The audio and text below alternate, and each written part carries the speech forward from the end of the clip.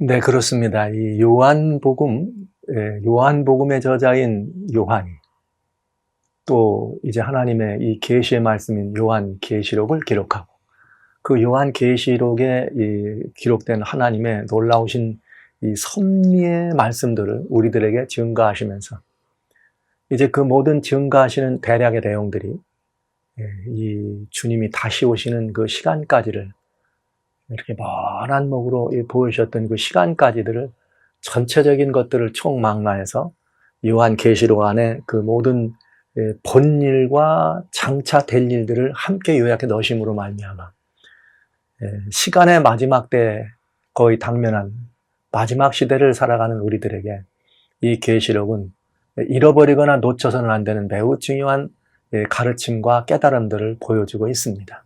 그 계시록 속에 들어있는 가르침과 깨달음 가운데 다양한 타픽이 들어있지만 그 중에 7시대로 예수님 오실 때 또 그 이후까지를 말씀하시면서 하나님의 백성들이 감당하고 또 경주해야 될 7시대로 이렇게 표상되어 있는 7교회를 돌아보는 것은 저희들에게 아주 중요한 일이면서 또 굉장히 이 복음의 말씀에 대한 우리들의 그 신뢰가 높아지는 그런 과정들을 보여주고 알 수가 있었습니다. 저는 지금까지 요한계시록 2장과 3장에 들어있는 아시아에 보내는 7교회의 모습들을 살펴보면서 주님께서 매우 다양한 이 방법으로 매우 다양한 이 키워드, 핵심을 가지고 이 교회를 돌보셨으며 어떻게 하면 이 교회가 승리할 수 있을지 이기라고 하는 음부의 권세가 이길 수 없는 교회들에 주신 권면들을 주셔서 우리들이 승리하는 길들을 보여주시는 것을 보았습니다. 그러나 이제 저희는 이 7교회를 이렇게 맞춰가면서 오늘 우리는 말씀드린 바대로 여러 가지 어려운 시대를 지나가고 있습니다.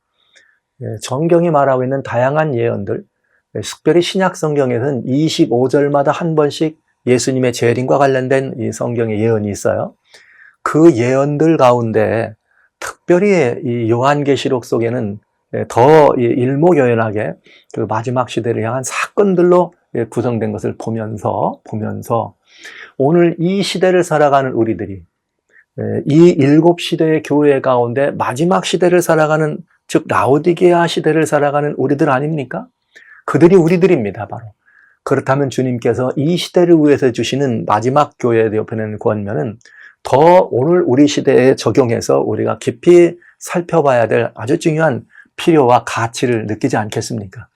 그래서 오늘 이제 이 7교회를 이렇게 지금까지 보면서 여기서 여러분과 같이 마지막 교회, 즉 요한계시록 3장 14절부터 22절까지 있는 14절부터 22절까지 있는 여기 이 놀라운 하나님의 이 언약의 말씀을 여러분들에게 다시 한번 우리가 되뇌이면서 라오디게아의 교회에 보내는 권면의 말씀을 조금 더 자세하게 살펴보고 싶은 마음이 있습니다.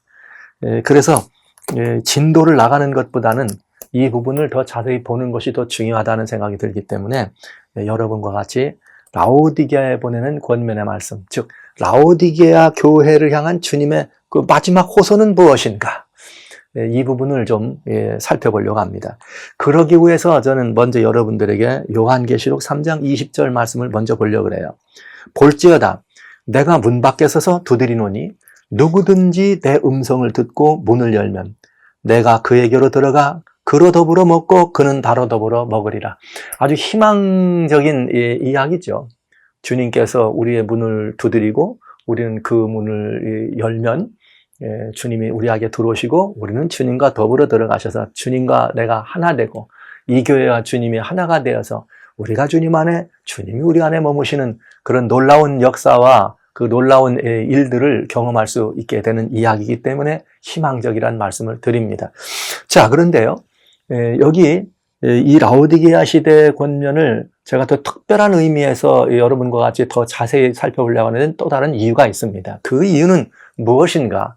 여기에 주님께서 문 밖에 두드린다고 하는 이 말씀을 근거로 하면서 주님이 우리들을 향해서 이 시대에 주시는 긴박한 권면의 말씀, 문 밖에, 바로 내 문 밖에. 여러분 주님 오실 때 이렇게 너희가 무화과 나무를 비유를 배우라. 나무들이 잎사귀를 내고 그 가지를 내고 잎사귀를 내면은 주님의 다시 오심이 곧 문 밖에 가까이 이른 줄을 알라, 이렇게 말씀하셨어요. 주님이 문 밖에서 우리를 두드리고 계시는 이 사실을 좀 생각하면서 좀 살펴보겠습니다.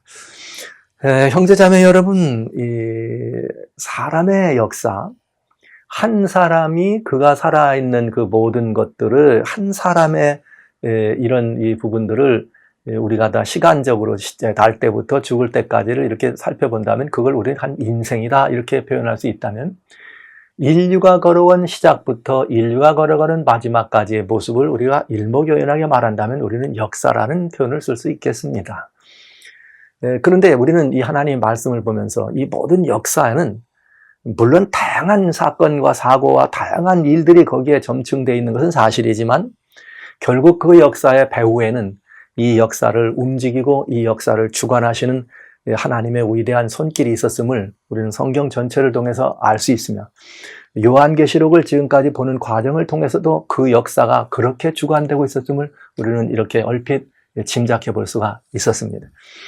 그러면 그 역사를 하나님이 주관하신다면 그 역사를 이루고 역사를 만들어가는 과정 속에 들어있는 다양한 사람들의 삶의 보편적인 사고나 그런 문화적인 형태나 또 문명의 발달이나 아니면 우리들이 이루고 또 때로는 그것들을 통해서 업적을 나누는 이런 모든 것들이 이 성경 속에 기록됐을 뿐만 아니라 우리 역사에 기록되어 있는 이런 모든 것들이 자세히 살펴보면 사람의 그런 모든 것들조차도 하나님이 분명 역사하시고 주선하신다는 것을 우리는 알 수가 있게 되겠습니다. 그러니까 역사의 주관자는 하나님이시라면 우리들의 사상과 우리들의 이 생각이나 사고 또 우리들의 모든 그런 그 관념들마저도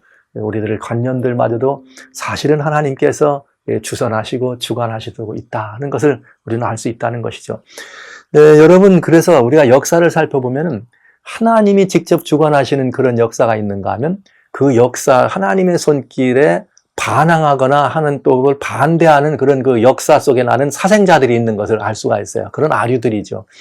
이런 것들을 우리가 총망라해서 우리가 돌아볼 때 때로는 스릴도 있고 아프기도 하고 흥미진진한 모습을 보게 되기도 합니다. 이제 근래에 여러분 잘 아시는 것처럼 인류의 미래사회학자인 엘빈 토플러는 이 역사를 이야기하면서 제3의 물결이라는 표현을 씁니다. 제3의 물결이라는 말은 어떤 이것을 말하냐면 처음 원시 시대부터 시작해서 농경사회가 모든 인류의 모든 것들을 주관하던 시대를 제1의 물결 시대다, 이렇게 말했어요. 그러면서 18세기부터 시작되어 있는 유럽을 중심으로 시작되어 있는 산업혁명이 있었죠. 그 산업혁명으로 말미암아 시작된 이 사회의 모든 구조가 이제 산업사회다. 이런 시대를 제2의 물결이다. 이렇게 말하게 됐습니다. 말하자면 증기기관을 만들어내고 그런 것들이 사람의 어떤 그 기계 문명들을 이렇게 장악해 오면서, 그러나 이 기계 문명이 이제 이 전기 혹은 이 전기 문명으로, 전기 문명이 전자 문명으로 바꿔지는 과정을 거치게 되죠. 그러면서 엘빈 토플러는 유명한 말을 했어요. 1991년에 걸프만 전쟁이 미국과 이렇게 이라크 사이에 일어났을 때 그 토플러는 그런 말을 했어요. 드디어 우리는 제3의 물결 시대에 이렇게 이 모든 것들이 정확하게 들어온 것을 얘기한다. 그건 무슨 말이냐면 강철과 실리콘의 싸움에서 실리콘이 승리했다. 즉 실리콘이, 즉 반도체죠. 반도체의 핵심 요소가 되는 실리콘 칩이 현대 이 첨단 이 과학 문명 그리고 첨단 하이테크 이 산업 사회를 이렇게 장악해 오면서 정보 혹은 통신 산업계 혁명적인 발달을 가져옵니다. 이렇게 해서 그런 그 시대, 이렇게 이 컴퓨터가 이렇게 들어와서 우리들에게 이게 정말 인류의 문명과 인류의 어떤 그런 문화적인 그런 형태소가 한 달 혹은 뭐 이렇게 며칠 문화권이 아니라 클릭 순간 문화권으로 바꿔지는 이런 시대를 제3의 물결 시대다, 이렇게 표현하게 된 것입니다. 그런데 말씀드린 것처럼 그런 그 역사의 변천 과정에는 항상 하나님의 절대 주권이나 하나님의 주선하심에 반하는 그런 그 사생자들이 있었다고 하는 것이죠. 여러분 아시는 것처럼 제1의 물결이 무너지게 되는 견인차가 되었던 사람들의 사고는 중세 유럽을 이 시민 사고로 물들었던 계몽주의 사상입니다. 그래서 이 계몽주의 사상이 발달하면서 이 계몽주의가 뭘 가져왔는가? 인간 이성을 발견합니다. 그러면서 인간 이성을 발견하면서 이제 하나님보다는 인간이 중심이 되는 신본주의에서 인본주의의 그런 사고들을 만나서 이성의 발견이라고 하는 것으로 하나님을 대적하게 됩니다. 그러면서 또 이 후기에 이 산업사회를 가져왔던 산업혁명이죠. 이것은 그것이 곧 계몽주의 시대에 연결이 되면서 합리주의 과학적 사고라고 하는, 그래서 산업혁명이라고 하는 거대한 이 문명의 이런 이 발전을 가져오는 거대한 시초가 되는 그런 역사를 가져왔지만, 합리주의 과학적 사고라고 하는 이 사고는 뭘 가져왔는가? 무신론적 공산주의 사고죠. 유물론 사관. 그게 바로 앞에가 말했던 인본 중심의 사고에 가져온 결과이죠. 무신론적인 유물사관으로 무신론적인 공산주의를 낳아서 하나님을 대적할 뿐만 아니라 이 합리주의 과학사고는 또 모든 인류를 진화론이라고 하는 창조주를 부인하는, 즉 인간이 중심이니까요. 이성의 개발이 중심이니까. 그렇게 해서 하나님을 완전히 대적하는 그런 대이단자를 낳게 됩니다. 이것이 새로운 사생자가 되는 것이죠. 그러면 제3의 물결을 장악하는 후기 산업사회, 첨단 정보 지식사회, 정보 통신산업의 혁명적인 발달을 가져와서 오늘날과 같은 클릭 문화권을 가져온 이 시대를 주선하는 이 시대적 사고는 무엇일까? 이 시대를 가져왔던 이런 시대적 사고이면서 여기서 나온 사생자는 무엇일까? 그것은 먼저 다른 게 아니라 자기 표현주의 형식이라고 하는 이 포스트 마더니즘이 가져온 아주 중요한 사고가 되겠습니다. 이 후기 산업 사회는 포스트 마더니즘이라고 하는 것은 이 예술이나 문화 이런 데서만 이렇게 일어났던 그런 사고가 아니라 모든 사람들의 이런 그 삶의 사고의 형식에 영향을 끼쳐서 오늘날 전 세계가 그렇게 빨려 들어가고 있는 그런 사고이죠. 그래서 이 사고는 이제 어떤 사고를 우리들이 가져다 줬느냐, 다시 말씀드리면 이 사고는 포스트 모더니즘의 사고는 세속주의라고 하는 것이에요. 즉 하나님이 없는 것입니다. 신앙을 부정하지 않습니다. 그러나 하나님만이라고 하는, 하나님 오로지 하나님이라고 하는 유일하신 하나님이라는 이 신앙을 부정한다는 것이죠. 신앙을 부정하는 것이 아니라 하나님이라고 우리가 존칭하는 절대가치, 절대신을 부정하는 것입니다. 그 절대가치를 부정하는 이런 사고로 소위 어떤 것들로부터 일탈하는 것이에요. 그래서 그런 것들로부터 일탄하는 그런 아주 개성주의 표현된 것이죠. 이렇게 하다 보니까 이런 것들이 무엇을 우리들에게 가져다 줬느냐, 어떤 사생자를 종교적으로 혹은 신앙적으로 가져다 줬는가, 절대 가치를 부정하니까 서로서로를 인정하는 상대주의 가치를 인정할 수밖에 없습니다. 상대적인 가치를 인정해주는 사회가 평화를 유지하고 조용하려면 서로를 인정만 해서는 안 되죠. 포용해줘야 합니다. 서로를 포용해주는가, 이것이 사랑이란 이름으로 더 이렇게 근사하고 그렇더라 옷을 입게 된 것이죠. 그러다 보니까 어떤 일이 나느냐, 구원에 있어서도 오로지 예수님을 믿음으로만 구원에 들어가는 것이 아니라 무엇을 믿어도 구원이 들어갈 수 있다고는 그런 종교의 구원론적 다원론적인 그런 종교죠. 다원론적 구원관이 교회 안에 들어오게 된 것입니다.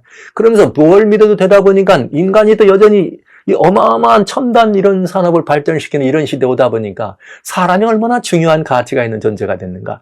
그러면서 사람들이 또 이런 물리적인 현상을 떠나서 영성 추구에 대해서 관심을 가지면서 말하자면 그 신비주의 명적인 이런 일들이 많이 들어오게 됐어요. 그래서 뉴에이지라고 하는 그런 운동들이 이제 아주 퍼지게 되고, 이것이 심지어는 기독교 안에 들어와서 불교회가 얘기하고 있는 그런 명상까지라도 전복을 시키면서 그런 뉴에이지적인 그런 사고와 이런 그 구원에 관련된 그런 이 명상 철학이 세계를 장악하고 바람직하고 발전적이고 무언가 좀 보여줄 것이 있는 것 같은, 멋진 것 같은 그런 모습으로 우리들 자체에 다가오게 된 것이죠.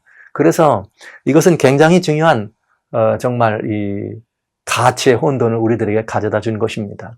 무엇을 믿어도 괜찮다고 생각할 수밖에 없는 그러다 보니까 이 참 진리와 거짓이 구분이 없는 사회가 된 것이. 무엇이 옳고 무엇이 그른가 보다는 그래서 사람들이 자기가 좋으면 그것이 옳은 것이고 자기가 좋아하면 그것이 진리가 된 세상입니다. 그래서 절대적인 기준이 있기보다는 누가 뭐라고 말하든지 서로를 이렇게 인정해 줄 수밖에 없는. 이러다 보니까 인간의 그런 그 종교적인 부분 또 정신세계마저도 총망라해서 이런 사고가 들어왔어요. 그러다 보니까 그야말로 성경적인 표현으로 말한다면 만국을 이 진노의 포도주로 취하게 하는 그런 만신전이 돼버린 시대가 된 것이죠. 무엇을 믿어도 이렇게 가능하니까요. 참으로 하나님의 역사의 입장에서 보면 위기일 수밖에 없습니다. 그리고 이건 대단히 위험한 그런 사상이고 위험한 이 사람들의 모습이었습니다. 여러분 이런 모습을 바라보시면서 하나님은 정말 침묵하셨을까요? 이런 이 모습을 오늘날 이 시대에 이렇게 팽배해 갈 거라는 사실을 하나님은 모르셨을까요? 아니죠. 하나님은 그 사실을 아셨죠.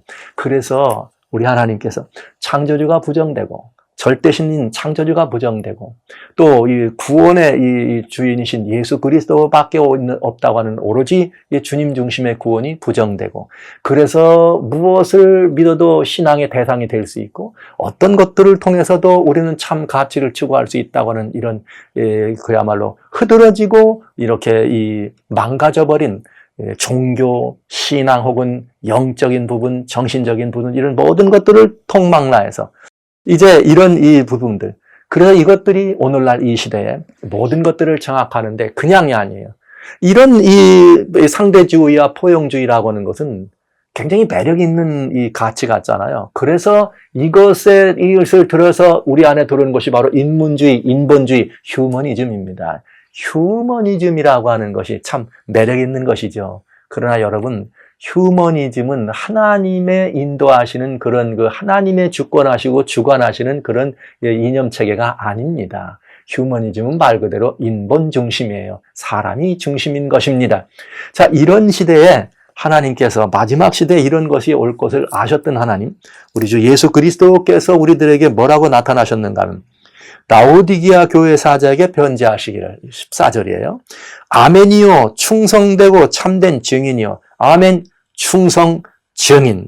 그리고 창조, 하나님의 창조의 근본이신 하나님입니다. 그러니까 여기서 벌써 하나님의 창조가 부정되는 세대에 대한 대안이요. 그 다음에 여기 참된 증인이라는 말은 만국을 취하게 하는 거짓 진노의 포도주들이죠.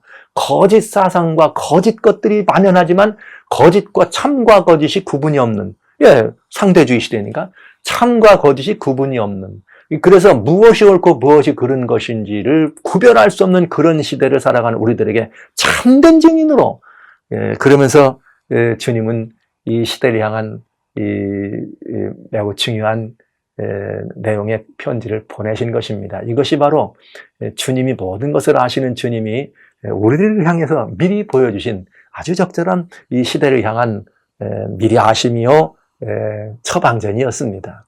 자, 그래서 우리는 라오디게아 이 교회에 보낸 권면을 살펴보면 굉장히 중요한 의미를 알 수가 있어요. 보실까요? 자, 여기 어떻게 했는가? 주님은 15절과 16절에 내가 내 행위를 아는데 차지도 않고 덥지도 않다. 그러니까 차지도 않고 덥지도 않으니까 하나님이 차든지 덥든지 해라. 여러분, 이것은 무엇을 말해주는가 하면 이 시대 아주 중요한 시대, 경계가 없는 시대예요. 말하자면 절대 가치가 없으니까 경계가 없다 이 말씀을 제가 드리는 것입니다.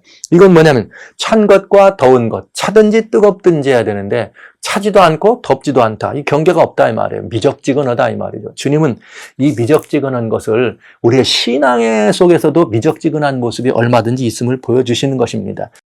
이것이 뭔가 일상적인 신앙도 그렇고 일상에서도 경계가 없는 것이죠. 양다리를 걸친 모습이에요. 그러니까 여러분 신앙의 양다리는 없죠. 하나님을 믿을 것인가 그렇지 않은가, 선의 편에 서는 것이냐 악의 편에 서는 것이냐, 어둠이냐 빛이냐, 하나님이냐 어둠이냐, 이것은 명확합니다. 이것이 우리들에게 가야 될 신앙입니다. 그런데 이것이 경계가 없이 모든 것을 포용하는 것이 미덕인 시대, 이것이 바로 휴머니즘이죠.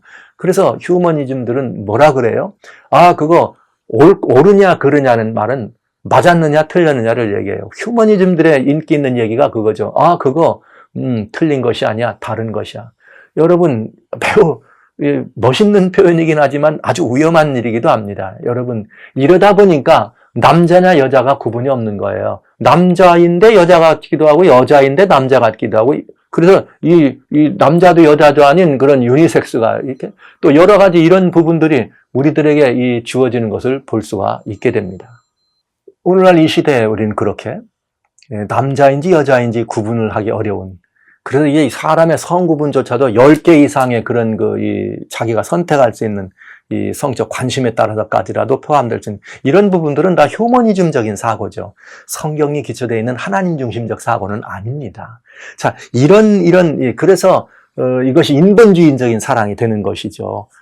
모든 것들을 다 수용한다고 는 그런 의미로 포용한다는 그런 의미의 사양입니다. 그래서 구원도 이런 의미에서 다원론적 구원관이 들어오게 된 것입니다. 무엇을 믿어도 상관없으니까요. 무엇을 믿어도 구원에 들어갈 수 있으니까요. 구원에 있어서도 그 다원론적 구원관이라는 사실을 우리가 영접할 수밖에 없습니다. 그 인본 중심의 상대주의 이론을 우리가 다루게 되면, 그렇게 되면 어떤 문제가 되냐면 사도행전 4장 12절에 천하 인간에게 구원을 얻을 다른 이름은 준 적이 없다 그랬어요. 오로지 예수뿐입니다. 그러니까 오로지 예수님 중심으로만 구원이 임한다고 하는 이 사실을 신뢰하는 일에 있어서 많은 문제가 생긴 거죠.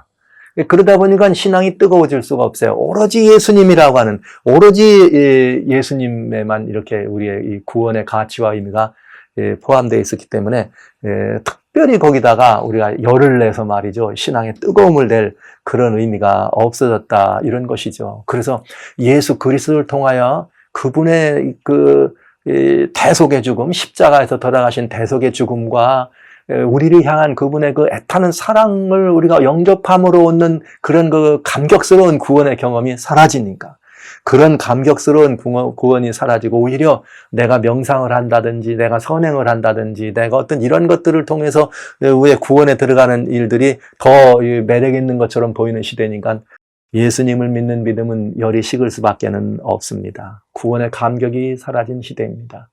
이젠 신앙에 마치 양다리 걸쳐도 되는 것 같은, 그래서 교회는 문화적인 어떤 그 이벤트를 함께 나누고 즐길 수 있는 그런 이 집단이 돼버리고 만 것이죠.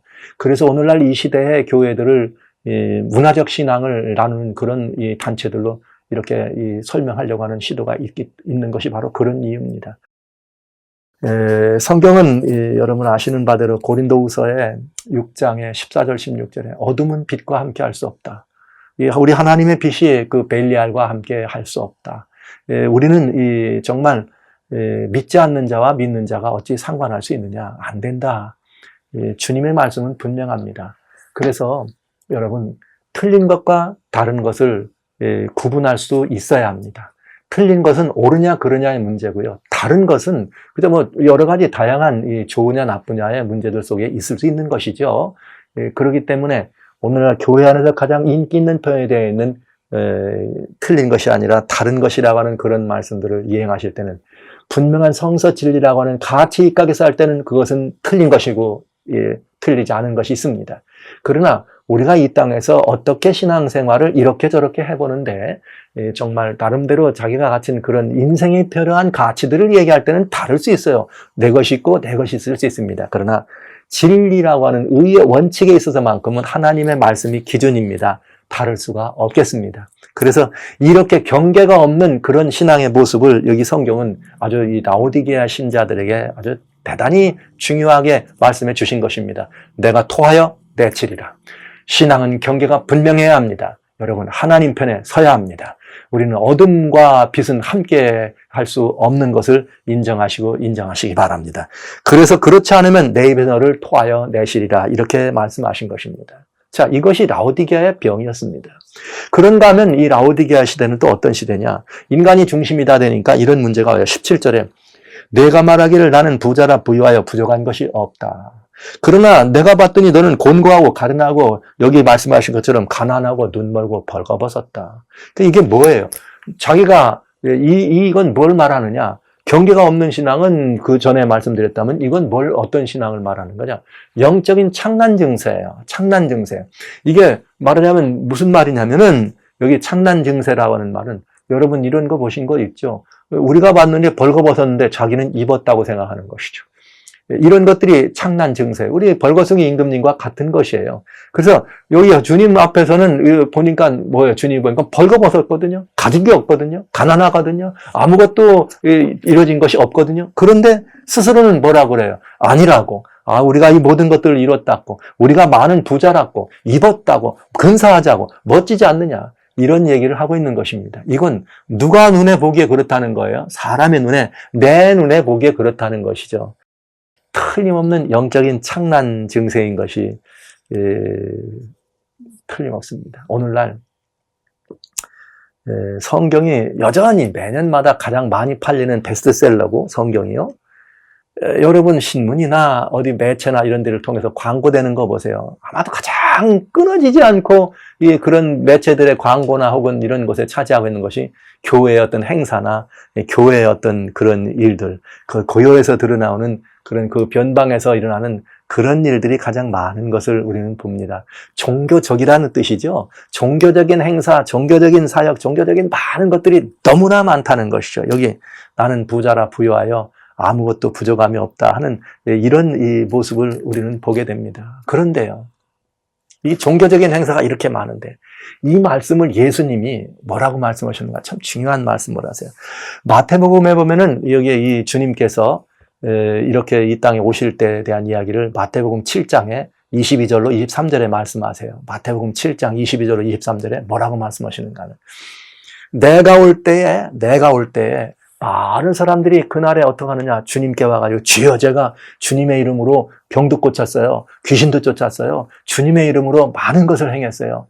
그렇게 한다 그랬어요. 근데 주님은 말씀하시기를 네 누구? 너는 내가 너를 도무지 알지 못하겠다. 불법을 행한 자들아 너는 내게서 떠나가라. 이렇게 말씀하시네요. 여러분 이게 무슨 말 같습니까? 이 사람들은 분명히 많은 것을 했습니다. 주님의 이름으로 많은 걸 했습니다. 바로 이게 라오디게아 얘기잖아요. 라오디게아가 바로 그랬다 이 말입니다. 주님의 이름으로 많은 행사도 주님의 이름으로 많은 일들을 했습니다. 여러 얼마나 많은 일을 했는가. 그런데 주님은 뭐라 그랬는가? 나는 너희를 모른다. 라오디게아 교회에 대한 뭐라 그랬어요? 우리가 어떤 일을 하면 예수님하고 같이 하는 거 아닙니까? 주님의 일을 한 거 아닙니까? 교회에서 무슨 행사를 했다면 주님의 일을 한 거 아닙니까? 그런데 행사는 있었으나 예수와 함께 하지 않았다는 것이죠. 더 많은 종교적인 어떤 모양은 갖췄지만 그곳에 주님은 안 계셨다는 얘기죠. 우리가 행하고 있는 모든 역사들은 있었지만 그 역사의 주인은 주님이 아니셨다는 것이죠. 그래서 라오디게아 보내는 권면의 말씀, 내가 문 밖에 서 있었다. 이렇게 말씀하신 것입니다. 너무나 분명하고 적절한 이야기입니다. 그래서 예수님은 누가복음 18장 8절에 말씀하시기를 뭐라고 했는가? 인자가 올 때에 믿음을 보겠느냐. 이 정반대 얘기예요. 이 시대를 살아가는 그리스도인들은 교인이죠. 교인. 그리스도인들은 너무나 많은 행사들, 너무나 많은 역사들, 너무나 많은 일을 이뤘다고 자랑합니다. 이뤘다고 뽐냅니다. 이뤘다고 많은 것들을 얘기합니다. 그러나 주님은 아니다. 거기에 나는 없다고 말씀하시는 것입니다. 나는 거기에 없다.